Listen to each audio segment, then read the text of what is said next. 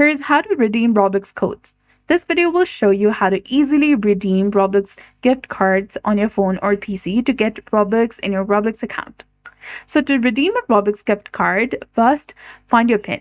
If you received the gift card via email, the PIN will be there. And if it's a physical gift card, scratch off the back where it says PIN. And to redeem, you need to go to roblox.com, log into your account, and here select the Roblox icon in the top right corner of your screen if you're using the web browser. Then select Redeem Roblox Codes. Or you can directly go to roblox.com/redeem, hit enter in your keyboard, and this will take you to this kind of interface. Now here under the code section, you need to go ahead and enter the code and select Redeem. You'll see a confirmation that the code was successfully redeemed and the credits have been added to your account.